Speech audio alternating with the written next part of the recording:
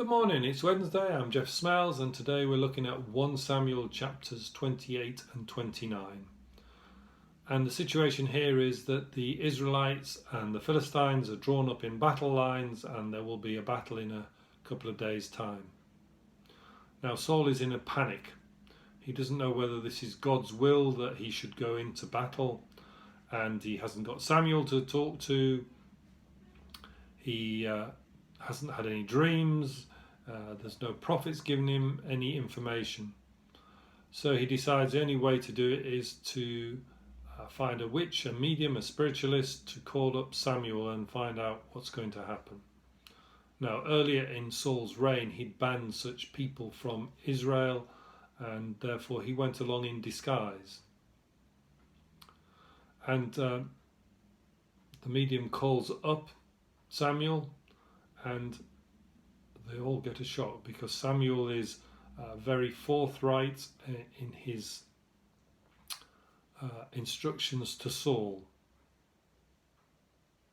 He's going to lose his kingdom, he's going to lose his life, and he's going to lose the battle.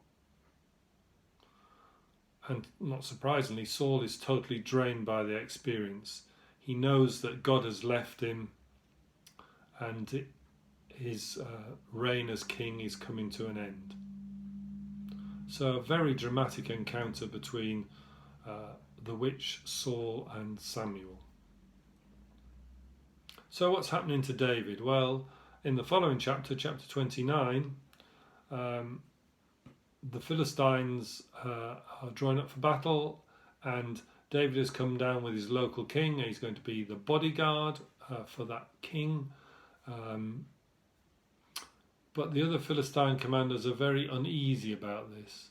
They don't fancy David being in their ranks. They fear that he will turn against them in the middle of the battle and win Saul's favour again by killing a lot of Philistines and turning the battle in the Israelites' favour.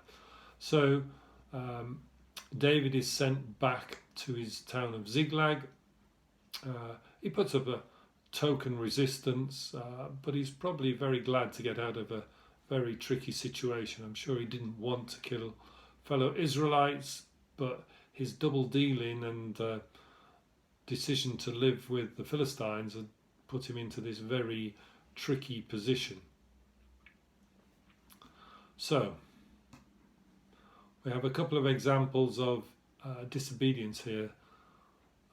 Saul is facing the consequences of his earlier disobedience to God when he sacrificed early and didn't wait for Samuel, and secondly when he didn't kill all the Amalekites when he should have done.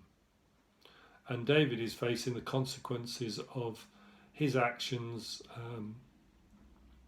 of going over and living with the Philistines. Now God gets him out of that situation through the other Philistines commanders not liking him there.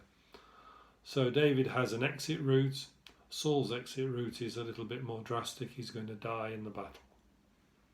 So obedience to God is critical in these times, and I guess it's still true today.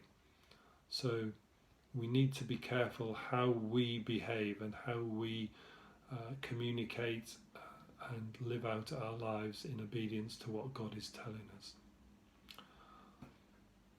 A strong message from the Old Testament there around obedience, and tomorrow we'll continue the story and find out what happens in the battle and where that leaves David. Thanks, bye.